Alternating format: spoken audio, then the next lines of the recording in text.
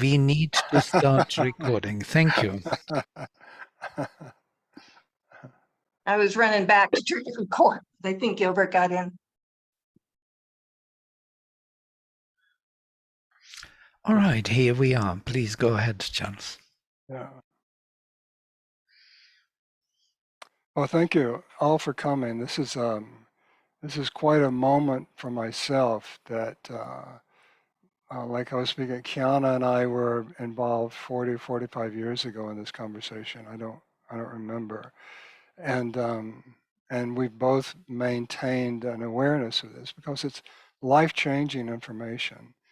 And truly what we're doing is um, we are combining unified physics or quantum physics with the Godhead, and that journey as seen through the eyes of Sri Aurobindo and the Mother. And we were invited to collaborate with Rade and Vladimir, and this is the outcome of it. And I think we started this conversation about 7 years ago. So the challenges for Teresa and I is how do we take a conversation that will at some moment in time be asked by every living being in the universe, and it's the oldest as the oldest and continual to be sought after questions about who are we and what does all that mean. And so that for myself, I have found that combining combining the quantum geometries together with a journey through the Godhead as laid out in Vedic science.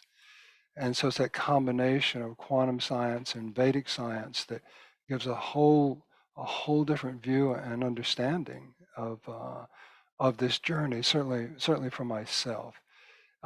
Again, there's absolutely nothing to learn.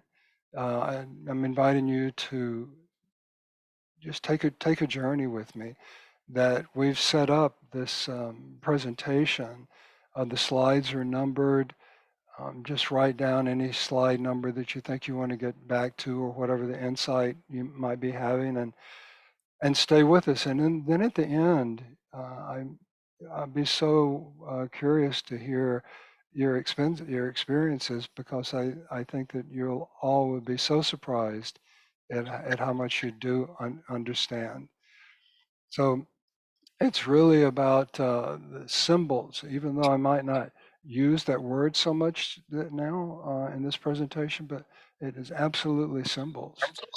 And DNA, which are symbols, bones and chakras and the heart, we're going to talk about the applications and open it up for discussion. The material is vast and it's deep, but we're just going to skim across the top of the pyramids and view it all from that. And the resources will be on this website, at our website, and with Teresa, and it'll be at Lagros with PowerPoints. And this is for you. This really is for you. Nobody owns this, right? And so you take this stuff and make it yourself, make it yours. And Teresa is just off camera, and just because we need to have 1 hour to expedite, and she just got through bumping my foot, telling me that I'm wandering. So now I'm out of that and I'm moving on, right? Well, God is in everything I see because God is in my mind. God is in everything I see because God is in my mind. I'm determined to see differently. I am determined to see differently. And the Course in Miracles is the other three that I navigate with, right? And Teresa's would be the Course in Miracles, which shows us how our mind and how thinking occurs. And then the resonance science, and that's a lot of the quantum geometries and the physics work has been done. Incredible. and then the impeccable journey with Lagrange and those vast resources about being and who we are. So in the journey, our journey, this is our journey, right? We always have to begin from where you are. And right now, so where we are is we're going to start at 1. And then I'm going to introduce you to the Fibonacci sequence, which we're going to revisit again this time. So it's good to go back and make sure that you can have some clarity on it. So you start at 1, and what comes before 1? Well, 1 comes before 1 because the creation came from something. So let's just go there. So you're standing at 1, and 1 came before that, and you add 1 and 1 together, and then you move to 2. And now you're standing at 2, and 1 came before 2, so you add 2 and 1 together, and you move to 3. And now you're standing at 3, and 2 came before, and then you move to 5, and then you move to 8, and then you move to 13, and then you move to 21. And it's so simple, right? It's just literally, it's that simple. But why it has significance for me is because in the cosmology, there is this constant that is it's like the compass bearing of the creation, and that's the Fibonacci, or that's the phi relationship, right, or the golden mean relationship, and that relationship, you can see it on plants. Like we've got one leaf, right, and then there's another leaf, the second leaf, right. So then we go to 2 leaves and 3 leaves and 5 leaves and 8 leaves, and then we get up around 13 flower heads on the mugwort. But when you divide 13 into 21, something amazing happens, and that's the number becomes 1.619, and that is known as the golden mean ratio, right? And the golden mean ratio can be either you see it as a straight line, or you can see it as a curved line, like spiraling galaxies and nautilus shells. But that's always the way it moves, right? It's guided for that. And then how does that relate to us in our life? Is that and the Godhead is that how is it possible? How is it possible for the unmanifest being to manifest as its own creation, and then have that experience? So that movement of the phi relationship gives us that. What happens is that everything that occurred before has to be brought forward. So if I'm standing at 3 and 2 came before, and I include 2 and 3, then I'm going to go to 5. But if I don't include any of that, right, that came before, if I didn't include 1 and 1, and then if 2, and then 2 and 1 is 3, if any of that didn't get included, it can't go forward. So Sri Aurobindo, and Sri Aurobindo and the Godhead, unified physics. So Sri Aurobindo lived at the same time as we spoke about last time, that physics back prior to World War II was being driven by Christian mysticism, or the Upanishads. And so the leading physicists acknowledged that their whole thrust was to give evidence that the Creator is within the creation. And that then the World War II happened, and boom, and that went away, but that was kept going by David Bohm, and now that's the quantum mechanics of today, which is to give evidence that God is within its own creation, and then making that journey. So Sri Aurobindo, what happens is he made that journey. Sri Aurobindo made that journey from dual to singularity. And then he gives this incredible description of the experience. Not so much, I don't find what I've experienced, not telling us what to do, but more about It's just telling about the experience, because what happens, he's speaking from that place to that place, and his languaging doesn't acknowledge anything less than that place to that place, right? So when I read that, what happens? I have to elevate my understanding in order to be able to read him, and then that's where something happens. So this is a good example. Sri Aurobindo: the world is not an illusion.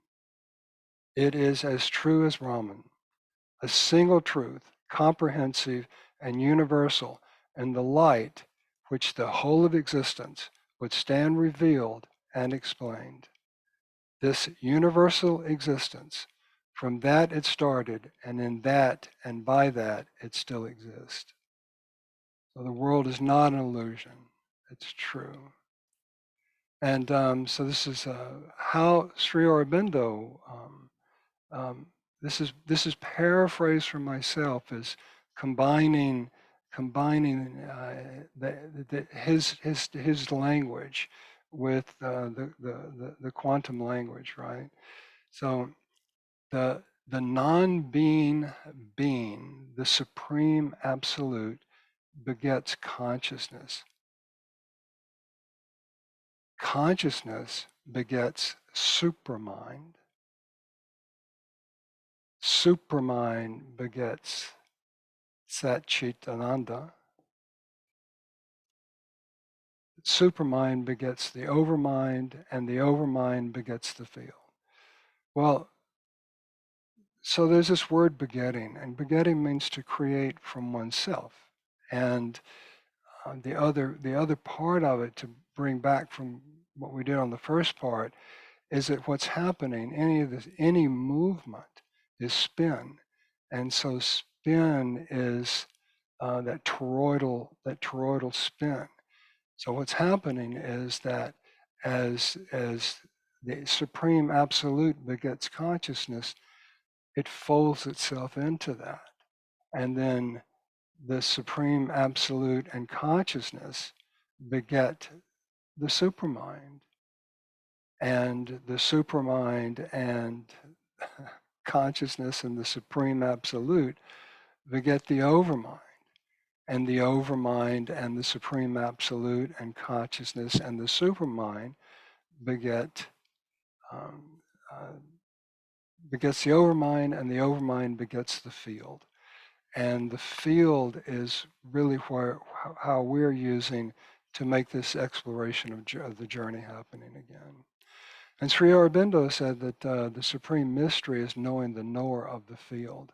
And I think that has a real, I think, an invitation and an awareness so as the physicists are at the time of Sri Aurobindo, the physicists are looking to prove God in the field.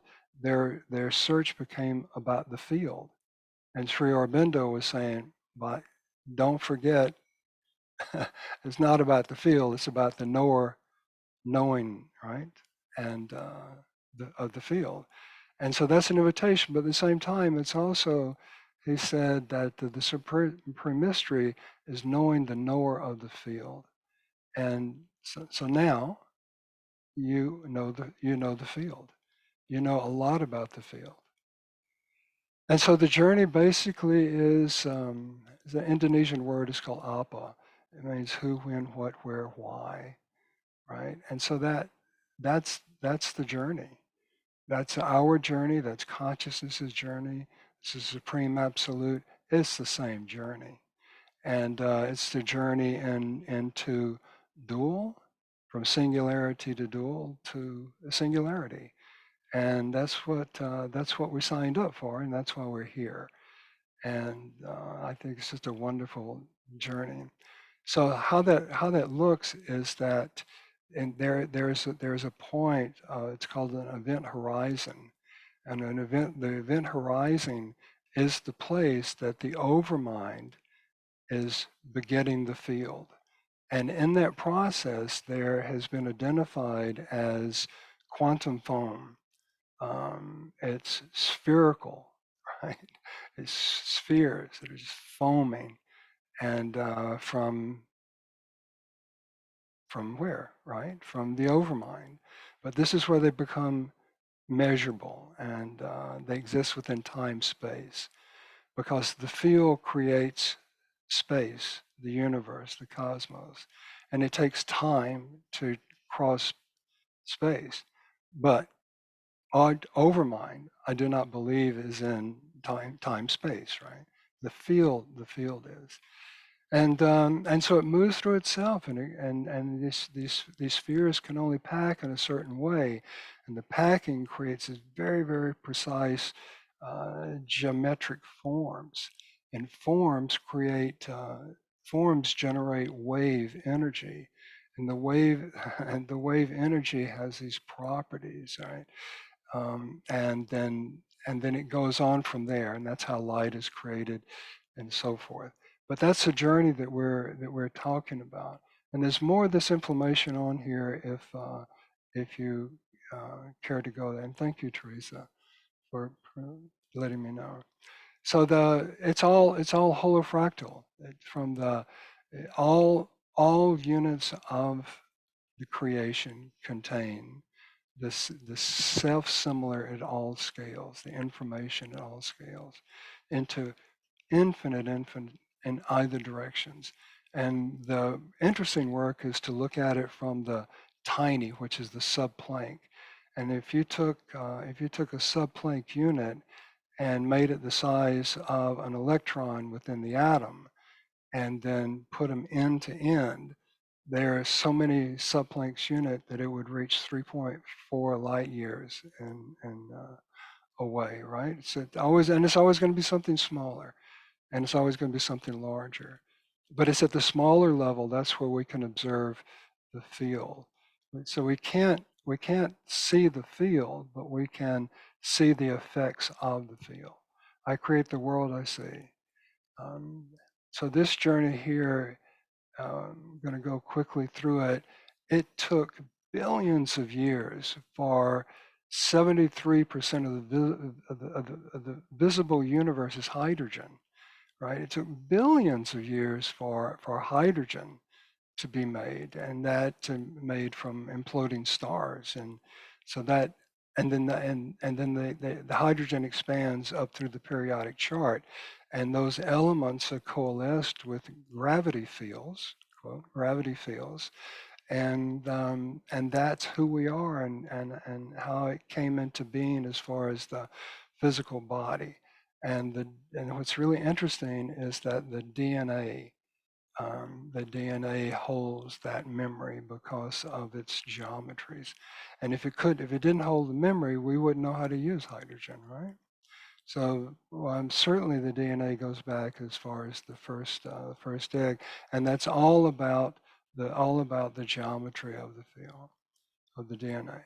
So if you took the DNA and measured one complete rotation around the DNA, it measures 34 angstrom units long and 21 angstrom units wide, and you divide 21 into 34, and then you get the 1.619 or something like that.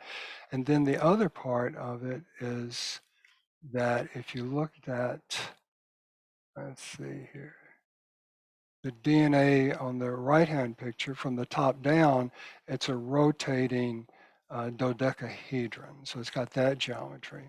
And then not only does the DNA, constitute the information of the biology and the physiology, is that the majority of the DNA, which was previously called junk DNA, is where memories are stored. And Einstein has said that it takes time to cross space, um, right? So, but without memory, there is no time. So I believe what's happening is that when we talk about the unconscious,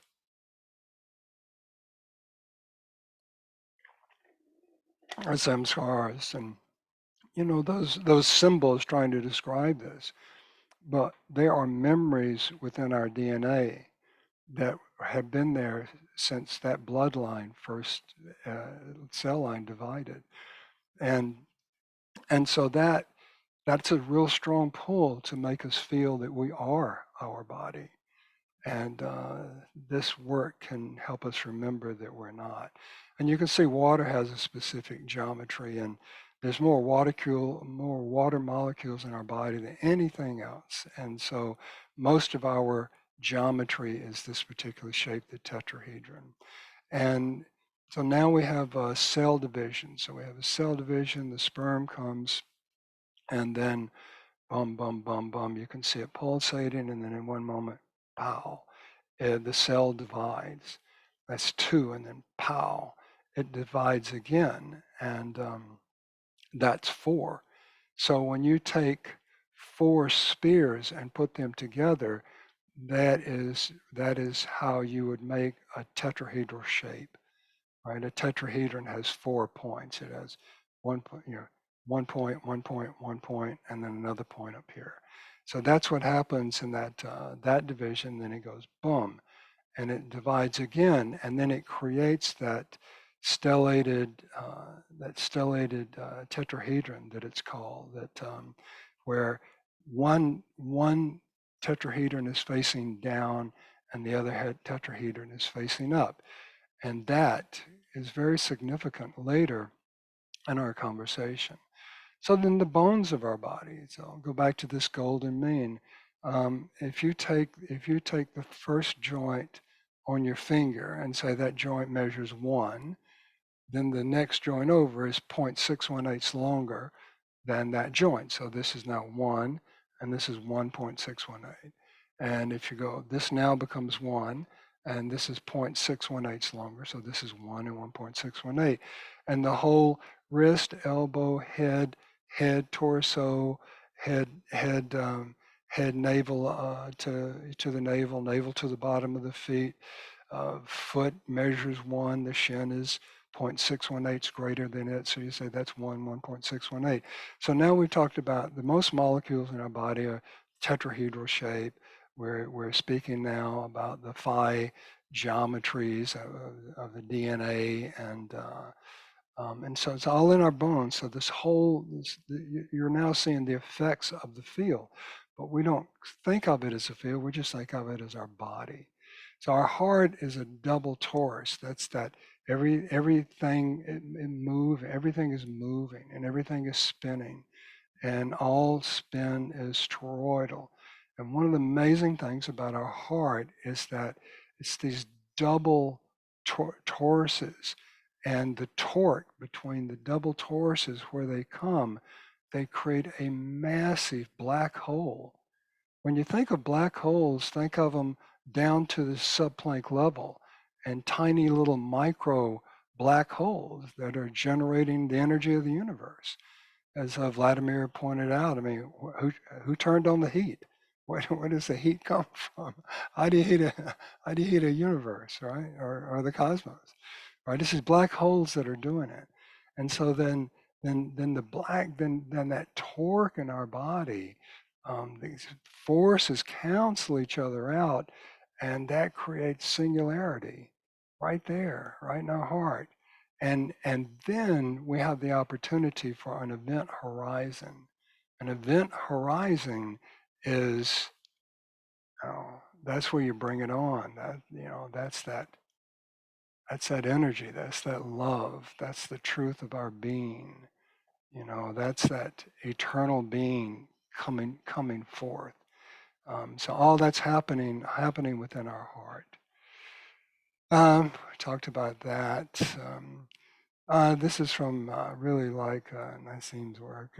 If the brain is the radio, the heart is the dial tuning the radio to the frequency of the choice. Well, we know that the heart develops before the brain, and then there's 3 times as many nerves that go to the brain from the heart as from the heart to the brain. So, but why is this heart, in the spiritual sense? And then also, what is it physically that we're talking about? So the heart is remembering the first human organ to form, right? It's electromagnetic. it's a magnet, right? It's a magnet that allows you to interface with your local field, to interface with the non-local field. Um, it's everything, right? It's just everything. And in the end, and so now these are other properties of the heart you can look at and kind of familiar yourself if you choose to. This is this has really been quite interesting here. That when we were doing research and we wanted to bring the field in to apply the field to the body, I, from this time on, by the way, like the part one, we were pretty much guiding the journey. But when we got to part two, which is here, and this is all inspired stuff. We didn't plan on going in the direction that this presentation ended up revealing, but it's been a fantastic ride. So one of the things that happened is that we started to run across some work of how cardiologists were our cardiologists were using the phi ratio to determine cardiovascular health. And it's all about the shape of the heart, and it's all about the heart beat. And then that's what happens is that and these shapes and functions will change before before there's a tissue structure change, right? And but the tissue structure actually changes and function changes. This part of it was the big one. We have a friend in Greenville, and she's absolutely miraculous PT. And last time Margaret joined us and told us after seeing the toroidal distinction that she emailed us and to a link to why she gets the result that she gets, and she works with this actual part of the heart with this kind of understanding. So then she sent a link, and then we went on to the link, and it was amazing. There were these, and the link is right down here at the bottom. It's these surgeons that are measuring the heart as it loses its phi relationship shape, like a American football down in the bottom. They call it the apex down in here. Well, that's a 60-degree angle. And when it starts, and that's the angle of the tetrahedron is 60 degrees. So when it starts to move out of this angle, these counter-rotating muscle bands that create this dual torque that we were speaking about, then they don't function. And then the heart actually starts to change from that shape into a spherical shape. And then and so what they're doing is they're identifying that, and they're going in and performing surgery to reconstruct the geometries of the heart. And that is just absolutely amazing. So everything's a symbol, Sri Aurobindo. Now, remember, so first when you see this image, that's called a shape. It's two-dimensional. But really, there's no such thing as a two-dimensional form. So there's 3 dimensions, and you start to see it represented like that, and that's the tetrahedron. And then you put the tetrahedrons facing up and the tetrahedrons facing down, and that was present at the third or fourth egg division. And it's just another image of it, and that's it. And then boom. So everything is a symbol. And the amazing discovery is the geometries that are inherent within this symbol. So Buck, back at the level of all these guys, right? The Nobel Prize winners of quantum mechanics. There's Buckminster Fuller is part of that, and you can't see the field, but you can observe and measure phenomena on the field. Buckminster Fuller figured out how to do that with structure as an architect, but he was absolutely brilliant, and he ran around with the big names at that time, and he was totally into Sri Aurobindo. I couldn't find out if he actually had time with him, but this is an article out of the Hindustani Times that I found. And what happens is that Buckminster Fuller discovered this red geometry inside these tetrahedrons up and tetrahedrons down. We're going to call it a stellated tetrahedron. And it's called a vector equilibrium. So the vector equilibrium it represents the ultimate perfect condition where energy comes to exact standstill because the same forces that are pushing in are the exact same forces that are pushing out. And I got quite a bit here on that. I think it's just a really fascinating view into the next part of it. So here is the forces pushing in and the same forces pushing out. Just another image of that. So if you were to take, we're going to start over here with my cursor on the top left. And if you were to take that's called a vector equilibrium. And if you were to take the vector equilibrium and start to press down, and as you're pressing down, you're twisting at a 60-degree angle, then what happens, it creates this dynamic where all these forces come together.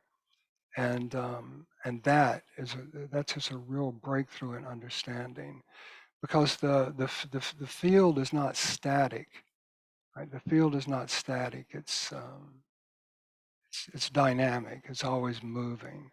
And this will just take a couple of moments, but it'll give you an idea of this compression that we're speaking about, right?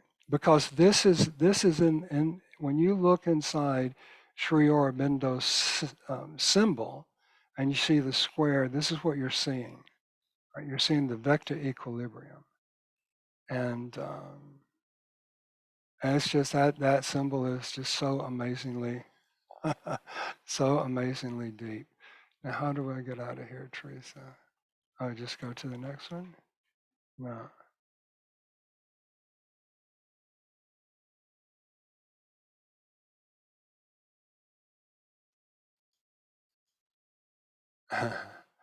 Go to PowerPoints, I guess.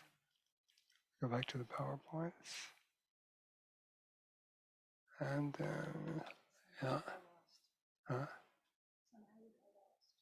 Okay. All right. So moving on now. Thanks. So there's films that are available for you on the vector. This is a really good one to understand that collapse in geometry if you're interested in it.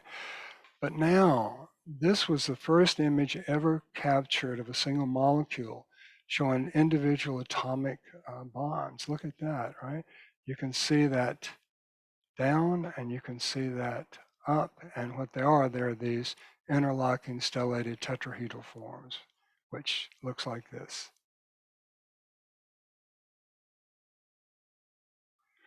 So everything is a symbol because this is Buckminster.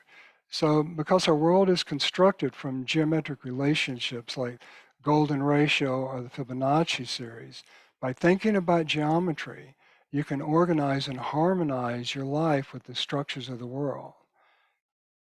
And so Buckminster Fuller invented the geodesic dome. And you can see this is in the geodesic dome, it's just built with so many structural geometries, all stemming from that tetrahedral shape. And let's see.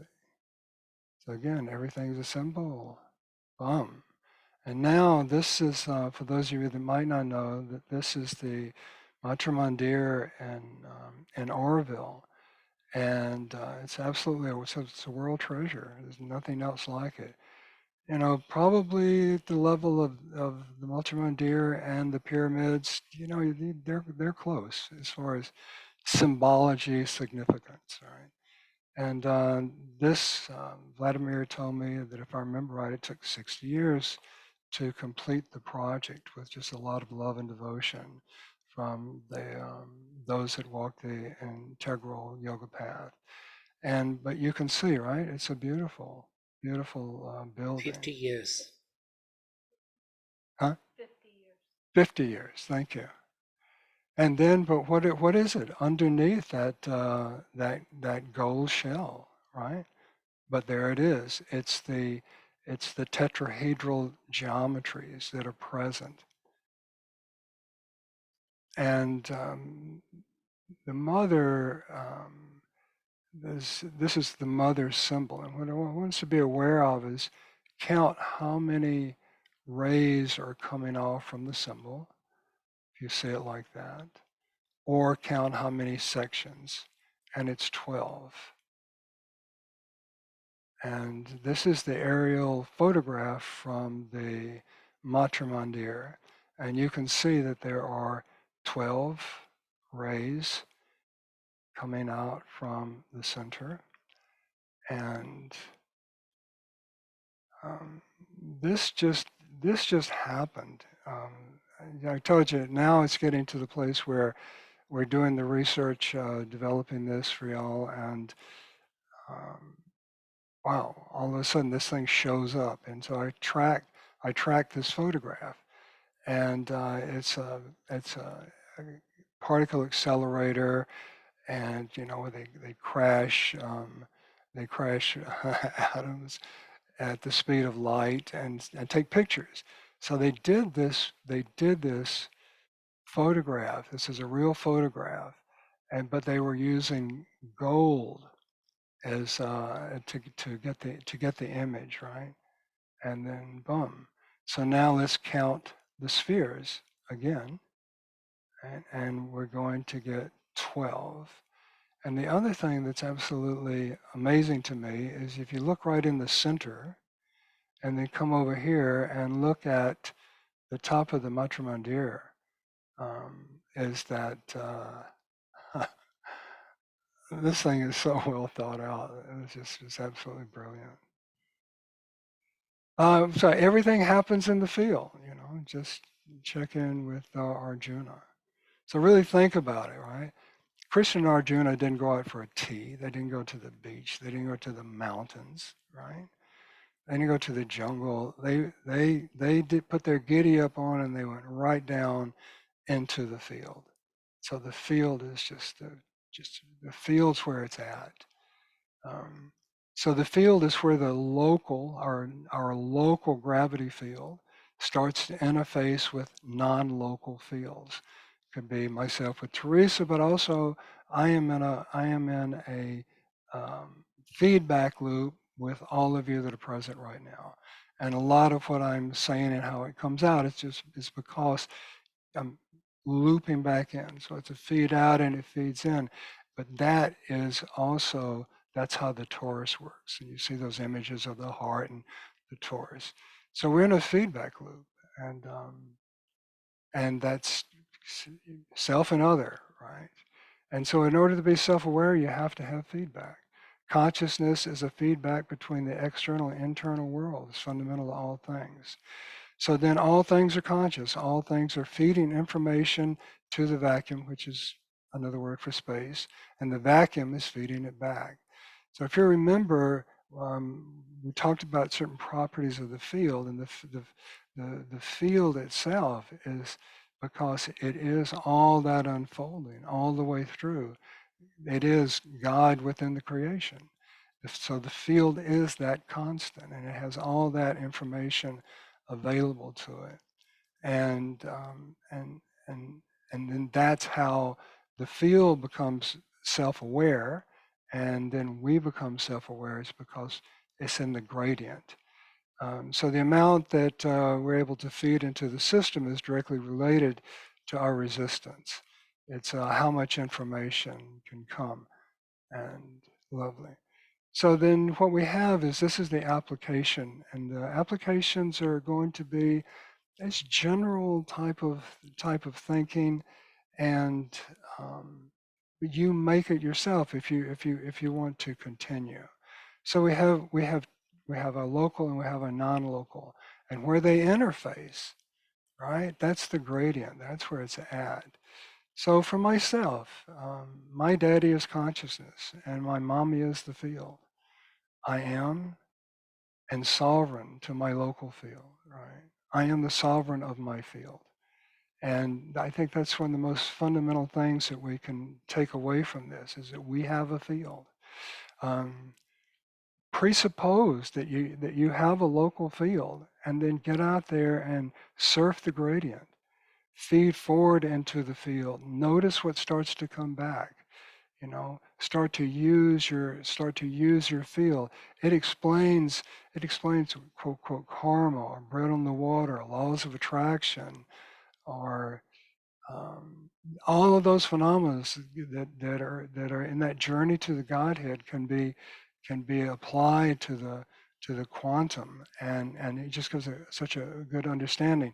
But so when you meditate, or when you pray, or when you reflect, or when you love, or everything that you do, that's going into the field, and the non-local cosmos field, as she folds back in on herself and imprints time-space fabric of the field with memory, and that just becomes more and more complex as it goes on. But look for what's happening in the field, and so many of those that have gone before us have all spoken about thought forms. Thought forms are real. They're electromagnetic energy. Think of thought, it goes out there, and you think enough of them, and they start to function together and organize molecules within the field and events that feed back in to give ourselves evidence that what I believe to be true, right? So if I'm thinking something and I'm believing something, I'm putting it in the field accommodates me and presents that back to me, and now I have evidence that my thinking is true. What happens is the thoughts that are coming back into the field didn't even originate with us, right? The thoughts that come back into the field are thoughts from others. They exist. And so just be aware of those thought forms, be aware of hidden forces. I think hidden forces, it's not that hidden forces I'm not going to classify as an evil thing. I think hidden forces are non-evolutionary beings that exist to give a gradient within the structure of time space that allows us to grow and make choices, because the gradient allows there to movement. So remember, you're the sovereign. You restore local field integrity. What can you put in your field? Well, I can put in my field a daily Course in Miracles. Someone else might put in Virtues of the Mother, and someone else might put love in their field, or white light. This is how it works for you. You play with this if you want to, and then map wherever you are. Right? You're going to start right now, wherever you are, and just embrace that and everything that came before that. And that is going to be easy to find, the places that we want to pay attention to, because that's going to show up as an unpleasant feeling, and that's a DNA memory. And the way that works is that we apply forgiveness, because it's just a memory. It never really happened. It's just a memory, and not even our memory. So this forgiveness seems to be the best way out of that situation, because if the forgiveness changes the memory, and Einstein said, if there's no memory, there's no time. So that's how we can alter the past that changes the now that we live in. And I believe this is how we go forward as the future of humanity, is being aware of the field and how it applies to our life. Then you fly with Phi. You go out there and you live your life and bring everything forward with you. Um, but, understand that whatever you're doing in your practice, this is what's happening that we're not seeing, is that it's feeding the field. So this is a light shining through that geometry, and look what it creates. So this is a vector equilibrium that is being held. And the same principle applies, that when you travel your timeline and go down your DNA, and there's something will emerge, right? And then you forgive that. that never happened. Right? I forgive that person for what they never did to me. And then I forgive myself for judging that they ever did, right? Or thinking that they ever did. And so just start to play, but it's not you. That's the point, you know. You're something else. You are that point of awareness in the field. You're not in the universe. You are the universe, intrinsic part of it. Ultimately, not a person, but a point of focus where the universe becomes aware of itself. What an incredible miracle. Amen to that. My meaningless thoughts show me a meaningless universe. I give meaning to everything that I see.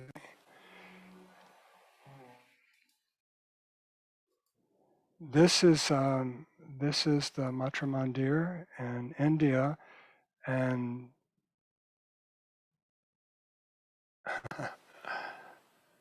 yeah,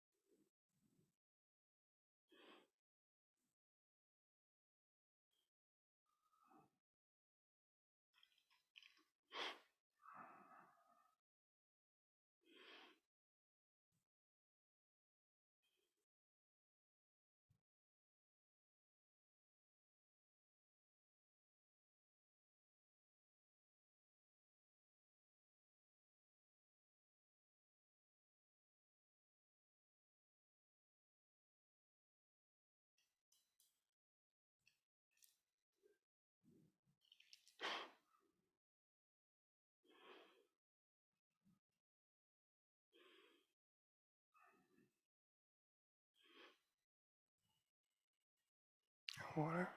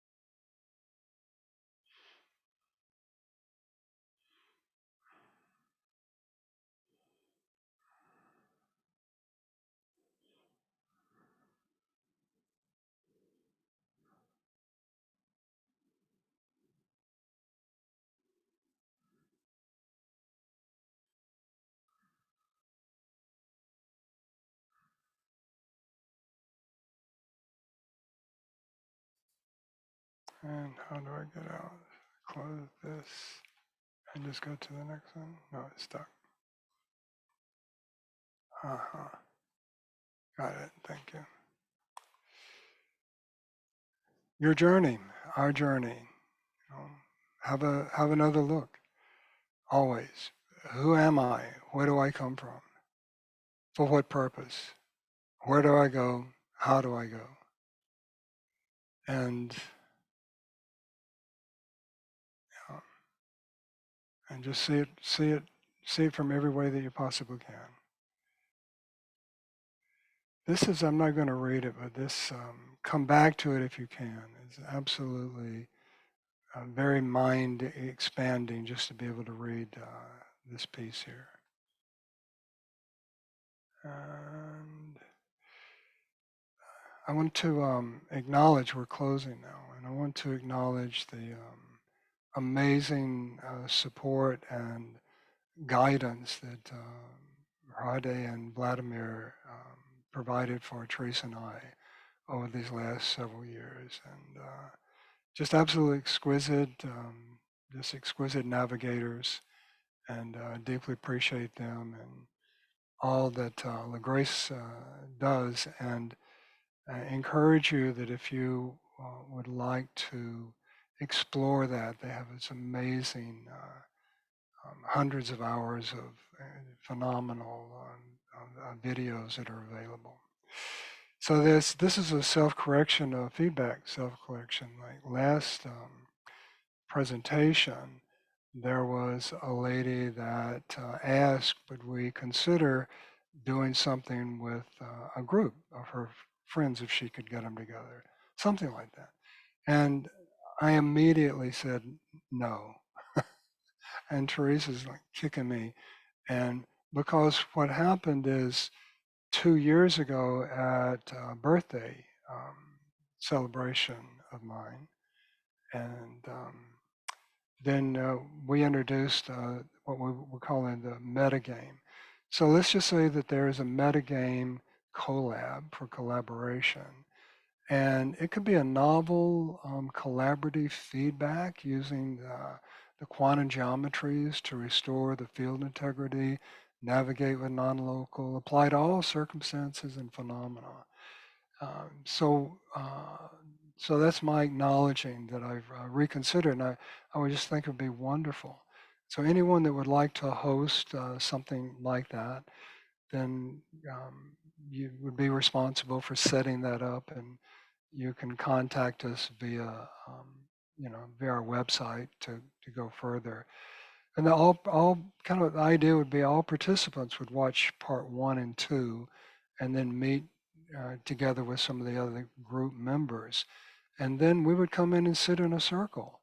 Because you saw what happened when I got the email from Margaret on this amazing heart surgery that's being done.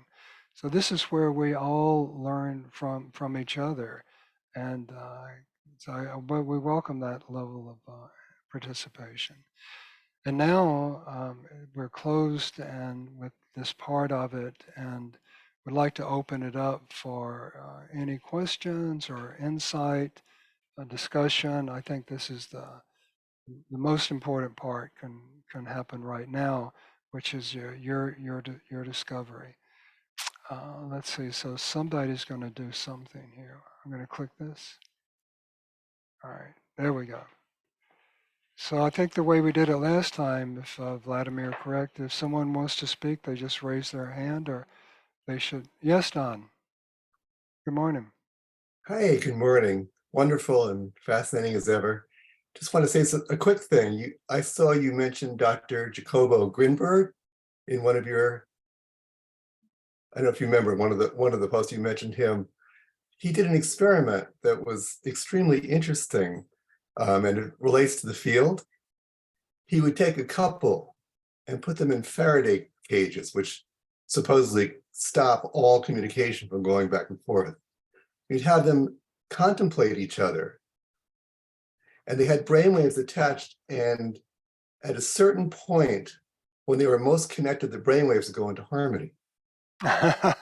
And he found that when he asked the subjects what it was like, they would say, it feels like the more the brainwaves were in synchrony, the more the subject would say, I feel like I'm one with this person.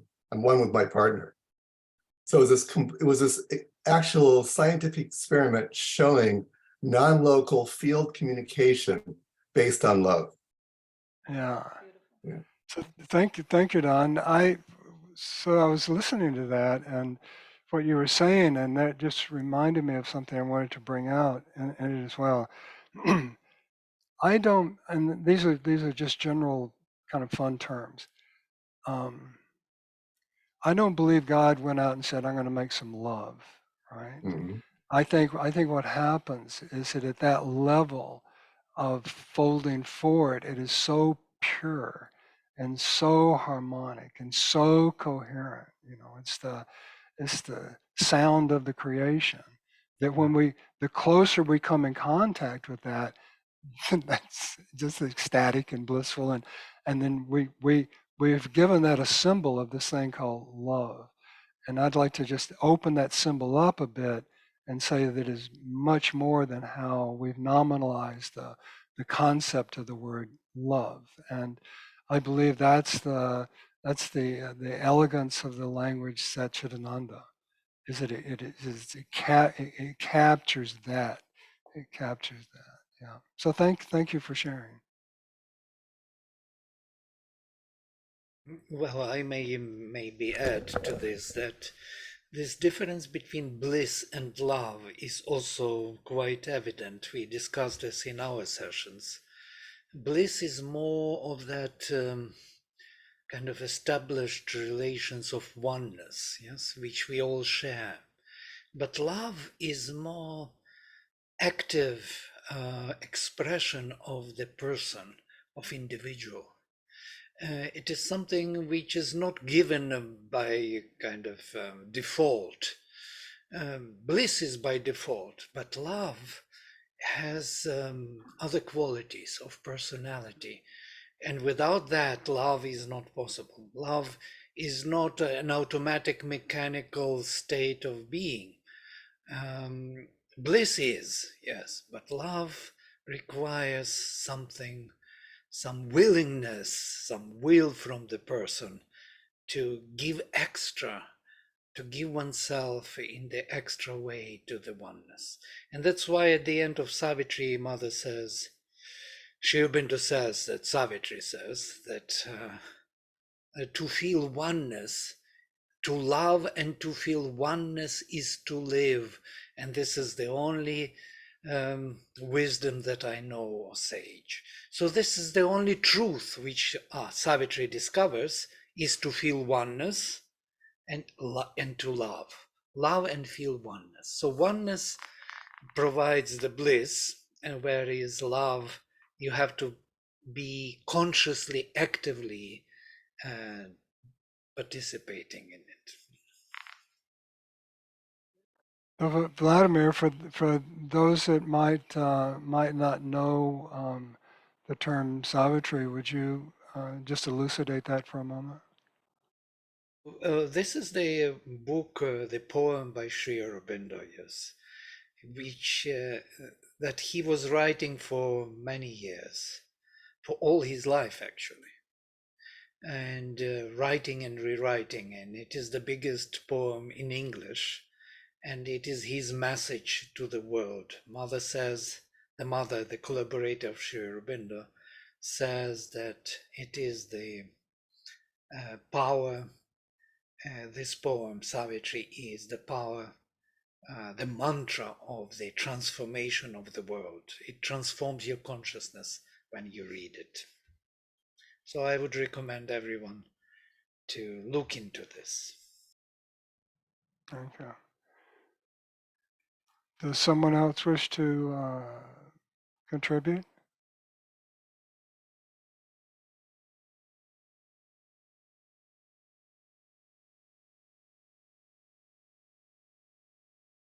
Yeah, I'll just maybe add something here, Charles. The work that you and Teresa have been doing really ever since we first met around, trying to come to try to come to spirituality through science and science through spirituality, bringing together both of these, which Sri Aurobindo says ultimately will come together in perhaps not a straight line, but in a different form. And so I really appreciate one of the things that we have been trying to do here at La Grace is exactly this. Take a look at spirituality from a Western perspective, from science, and vice versa. And you might be interested, we had Shridalu on yesterday, who spoke quite a bit about spirituality and science and these two coming together. And we've also hosted Marco Macy doing the same. So, it's welcoming to see more and more individuals trying to bridge science and spirituality. And you two have just done a wonderful job, and you've taken us along your journey and allowed us to participate and to see things from a different perspective. And I just can't thank you both enough for allowing us to be on that journey with you. Well, thank you both, for you and Vladimir, for the invitation to collaboration. Uh, and then the what I would like to ask you is, for those that are just joining this conversation, could you tell us how to find information that you have as far as films? How would someone find their way to the knowledge bank? So I've put in the chat box there where the link to our knowledge bank. If you can just open your chat box, you'll see there that this recording will be there later today. Last week's session by Charles and Teresa is already there, and then about 250 other videos and music. So it's in that chat box. Just I think one message up, one chat up. Thank you. There's somebody raising hand. Yes, Kiana. Hello.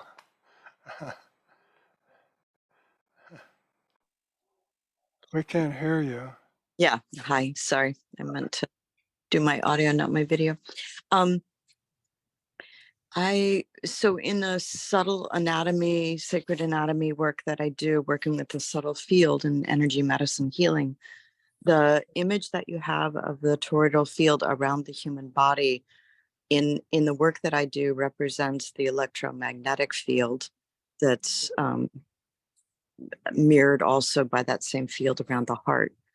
What we've mapped is a field beyond that, which seems to have a toroidal nature as well. And I never see that represented, almost like there's a toroidal field nested, within, like the heart is nested within that field that surrounds the body, which in our language is the electromagnetic field.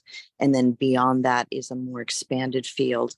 And I'd just be curious at some point to nerd out with you, talking around that. Have you ever seen an image of that where it's much larger in proportion to the human form? I thought you must be talking about something I'm not aware of, because I think we have that. No, no, you have one that is, a few feet out beyond the body, proportionally, but there's one quite a bit more, like 25 to 40, that seems to be indicative and proportional to the capacity of self-awareness, if you will. Yeah. I've over time I've caught the drift of the 30-foot field, basically, that is spoken about. But this is where this is a feedback loop, and thank you for bringing that. Please send me whatever you got, and I'll snoop around too. And it's also this holofractal. It's always going to be something further away or smaller or another, right? It just keeps going, doesn't it? And that's the exciting part of it. Well, good to see you. Thanks for joining. Thank you. Thanks for doing this. It's wonderful. I would be interested in any kind of collective journey or experiment or collab. Yeah, wouldn't that be cool? Yeah, That super. if to apply this thinking to everyday life, so that we can begin to have the experience of who we really are, not just a intellectual understanding, but to make it experiential, and that, and then also remembering that I think the next part of the journey, for me anyway, is to go where there's no mind. That'll keep me occupied for a while. So thank y'all. Does anyone else have anything before we say goodbye? I got kind of a glimpse of that. We usually look at the field as the outer expression of space. That means there is a bigger space, we are here within this bigger space, and so the field has to kind of penetrate into the bigger space, and it goes to certain extent, and then it disappears. There is no more field, there are no more aura of us. Electrical presence kind of disappears into bigger space and no more trace. But space is not going only outside, also it goes within, and there is a smaller and smaller and smaller, infinitely smaller space, which we are not really tracing or not addressing in our field theory. And there, in that field, the interaction of our presence, electrical presence, and the whole oneness of the whole cosmos is possible to interact much much deeper level, and gradient there is could be much more evident than it is evident in the outer space. Just one Yeah. thought. No, I think we share that vision with you. That is so well said. That it's one thing to talk about the field in the context of it being outside as a non-local field, but in reality, there's no such thing as a non-local field. There's just like one field, and our gravity, right? Our gravity gets us a sense of a local field, but that is holofractal inside. And it's just so exciting to kind of understand that within that field, it's the same geometries of creating still points and black holes and um, these relationships of the geometries that allow complex information to be stored, and this awareness of consciousness as it's moving through itself. The first time we did it, we were speaking about Lao Tzu, and his languaging was the unknowable begets, and it goes through the sequencing. And then the other day I went, well, that just kind of says it all. The unknowable wants to become known, and which is why this is why the whole thing's happening. But to become known and to know, right? The knower of the field. So anyone else? Thank you, Vladimir. Well, with that, I think that we're at a closing place. I'd like to go back to the slides real quick.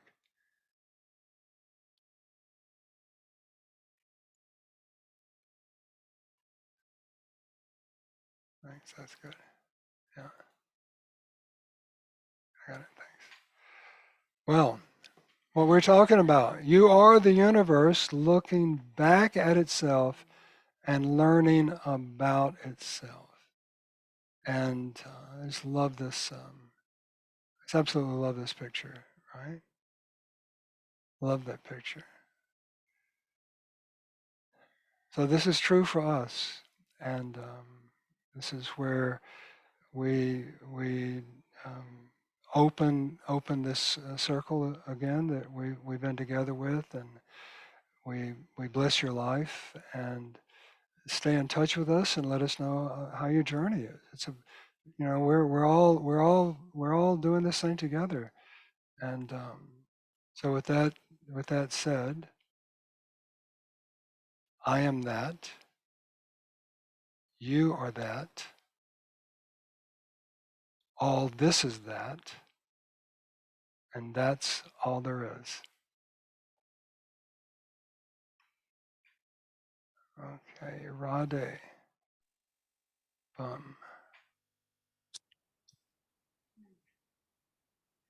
Good. Well, thank you again, Charles and Teresa. It's absolutely wonderful. I just know so much went into the this and last week's, and like I said before, just reflecting several years of a journey. So we are very grateful for your sharing of your knowledge and your finding and your wisdom and your life with us.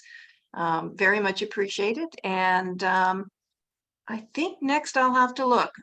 We will be moving on next Sunday. Do you remember, Vladimir? I think it's an individual from Auroville that will be speaking on the Greek language as a symbol. So we'll continue this series on symbols for another 2 or 3 weekends. And if any of you would like to participate as a speaker or share your interest and passion as it relates to symbols, please just let us know.